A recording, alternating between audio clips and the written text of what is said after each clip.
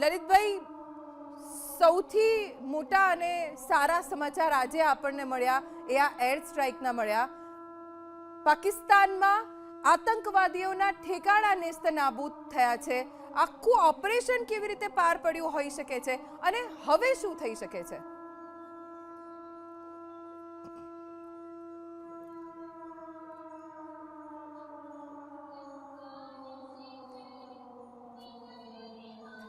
અવાજ આવે છે આપને લલિતભાઈ? હા બિલકુલ, હવે આવે છે. જી, ઓપરેશન સિંદૂર, પહેલગામમાં જે આતંકવાદી ઘટના બની એ બાદ ભારતે આ ઓપરેશન સિંદૂરને પાર પાડ્યું છે. હજી પણ એવું કહેવામાં આવી રહ્યું છે કે પાકિસ્તાન ઉપર હુમલો થઈ શકે છે ભારત તરફથી, હજી પણ સ્ટ્રાઇક થઈ શકે છે.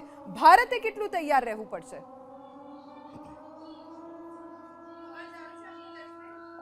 સૌથી પહેલા તો ભારત માતા કી જય. તમામ ભારતવાસીઓને ખૂબ ખૂબ શુભેચ્છાઓ અને આપણી ભારતીય ફૌજને ખૂબ ખૂબ અભિનંદન. જે પ્રમાણે આપણે ગઈકાલે રાતના સમયમાં જે ઓપરેશન સિંદૂર ખૂબ પરાક્રમપૂર્વક, ખૂબ કુનેહપૂર્વક અને ખૂબ કાબેલિયત વાપરીને પૂરું પાડ્યું છે, એ ખૂબ ગર્વનો વિષય છે ભારત માટે. આ ઓપરેશનમાં ત્રણેય ફોર્સનું, ત્રણેય પાકનું ટેકનોલોજી અને સંસાધનો વાપરી અને જોઈન્ટ ઓપરેશન કરવામાં આવ્યું હતું. આર્મી, નેવી અને એરફોર્સનું ત્રણેયનું. એરફોર્સ તરફથી રાફેલ અને સુખોઈ હતા, જેમાં બ્રહ્મોસ અને સ્કલ્પ મિસાઇલ, ક્રૂઝ મિસાઇલ્સ જોડેલા. આર્મી તરફથી બ્રહ્મોસ મિસાઇલ્સ હતા અને નેવલ ફોર્સના આપણે સાદી ભાષામાં કહીએ તો drone, A with all equipped એના વિસ્ફોટકો સાથેના ડ્રોન હતા, જે પિન પોઈન્ટ ઉપર જઈ અને વિસ્ફોટ કરતા. આ ત્રણેયનું બહુ કોઓર્ડિનેટેડ વેમાં અને બહુ પ્રિસાઇઝ આપણે પિન પોઈન્ટ, ફક્ત ત્રાસવાદી અડ્ડાઓ ઉપર આપણે એનો એટેક કર્યો છે. આપણે કોઈ સિવિલિયનને માર્યા નથી, આપણે એના ફૌજ ઉપર પણ એટેક કર્યો નથી. ભારતના પ્રધાનમંત્રીશ્રીએ જે કીધું હતું કે અમે ત્રાસવાદીઓને, ત્રાસવાદના પાળનારને, ત્રાસવાદના આયોજકોને અને ત્રાસવાદના સંરક્ષકોને અમે નસ્યત કરીશું, એ પૂરું કરવાના પહેલા પગલા રૂપે આજે કાઇનેટિક એક્શન લેવાની વાત જે ચાલતી હતી, એમાં આજે પહેલું પગથિયું ભારત સરકારના, ભારતીય ફૌજ તરફથી લેવામાં આવ્યું છે. 9 ઠેકાણા ઉપર આપણે એટેક કર્યો છે મિસાઇલ્સ દ્વારા, અને 9 ઠેકાણા ઉપર ખૂબ ખાનાખુબારી કરી દીધી છે.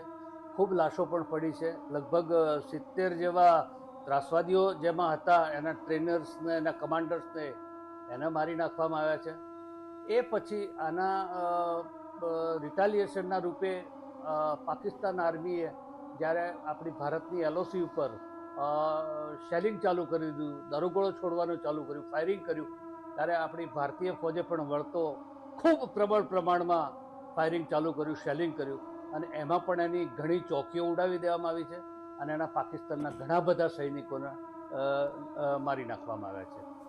આ આખું ઓપરેશન ખૂબ આયોજનબદ્ધ રીતે અને કુનેહ વાપરી અને બહુ જ ઝીણવટપૂર્વકના નાના નાના પાસાઓને ગણતરીમાં રાખી અને આ કરવામાં આવ્યું, જેના કારણે આપણે એક પણ ટકાની કોઈ નુકસાની વેઠ્યા વિના સુપેરે આપણે આપણું આ ઓપરેશન પૂરું પાડ્યું છે. આમાં જે 5 જેવા સ્થળો જે પીઓકેમાં આવેલા હતા અને 4 જેવા પંજાબમાં, પાકિસ્તાનના પંજાબ પ્રાંતમાં આવેલા હતા. એટલે આ જે આપણે પીઓકેમાં તો માર્યા, એ તો ચલો આપણું ગણાય પીઓકે, પણ આપણે પંજાબમાં ઘૂસી પણ પંજાબના બાહવલપુર એટલે જૈશે મોહમ્મદનો મોટો અડ્ડો, જે આપણે અઝહર મહમૂદ જે આપણે એરલાઇન્સને કિડનેપ કરીને લઈ ગયા હતા ને કાબુલ, કંધાર, એ અઝહરના આખા મોટા અડ્ડા ઉપર, એની મોટી મસ્જિદ ઉપર આખું નેસ્ત નાબૂદ કરી દીધું છે. ત્યારબાદ બાજુમાં આવેલું પંજાબનું મુદિરકા અને એના બાજુમાં આવેલું સિયાલકોટ, આ ત્રણેય ઠેકાણે આપણે ખૂબ સારી પેઠે એટેક કર્યો છે. અને એ પછી એના આપણી જમ્મુ કાશ્મીરની બોર્ડરે આવેલા મુઝફ્ફરાબાદ અને કોટલી અને એ વિસ્તારોમાં લગભગ 5 ઠેકાણે આપણે એટેક કર્યો છે.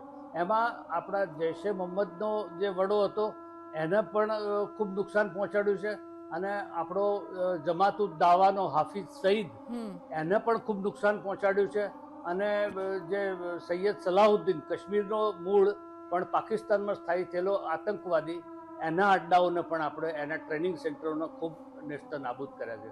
આપણે કોટલી એટલે આપણો અહીંયા જે અજમલ કસાબ પકડ્યો હતો ને જી. 26/11 વખતે, એની જે ટ્રેનિંગ થઈ ને એની તાલીમ થઈ ને એ સ્થળ કોટલી, એ કોટલીનું ટ્રેનિંગ સેન્ટર પણ આપણે ઉડાવી દીધું છે. એટલે આપણે એક હથિયારથી બે જણનો બંને ત્રાસવાદી સમૂહોનો, ત્રાસવાદી એટેક કરનારનો આપણે સમૂળો નાશ કર્યો છે. આપણે 26/11નો અને આપણી એરલાઇન્સ હાઈજેક કરી અને જે 5 આતંકવાદીઓને છોડાઈ ગયા હતા એમને પણ આપણે નષ્ટ કર્યા છે, એમના અડ્ડાઓને, એના ટ્રેનિંગ સેન્ટરોના. અને એમાં જે વસેલા એમના જે એના જે ટ્રેનર્સ કહીએ કે એના ટ્રેનિંગવાળા જે કહીએ એ બધાનો પણ ખાત્મો બોલાઈ ગયો છે. આ હુમલા પાછળનું આયોજન આપણા NSA અજીત ડોભાલજીનું હતું ખૂબ, કારણ કે એ લગભગ 8 થી 9 વર્ષ તો એ પાકિસ્તાનમાં રહી ચૂકેલા છે.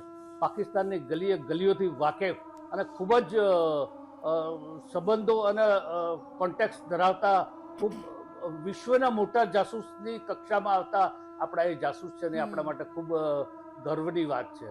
એમના અને આપણા આર્મીના ચીફ્સના, એરફોર્સ ચીફના અને નેવલ ચીફના બધાના અને CDS આપણા જે અનિલ ચૌહાણજી, એમના બધાના સહયોગથી અને સામૂહિક આયોજનથી આ આખો આપણે ઓપરેશન પૂરું પાડ્યું. એ ખૂબ ગર્વની વાત છે. અને આમાં જે 26 આપણા જે નવયુવાન લોહિયા હિન્દુ જવાનોને જે રીતે મારી નાખ્યા હતા, એમનું બલિદાન આ ભારતની સુતેલા સિંહને જગાડવામાં ખૂબ કારગર સિદ્ધ થયું અને હજી પણ થશે. આ ફક્ત પહેલું પગથિયું ભર્યું છે આપણા ભારત દેશે, ભારતની સેનાએ, પણ હજી બીજા પગલાં ભરવાના બાકી છે. પણ જો ભૂલે ભટકે, ભૂલથી પણ પાકિસ્તાન આ ના અનુસંધાને રિટાલિએટ કરવા માંગશે તો આપણે ખૂબ વળતો, પ્રખર, ખૂબ કપરો અને આકરો આપણે પ્રહાર એમના ઉપર કરીશું એવું મારું માનવું છે.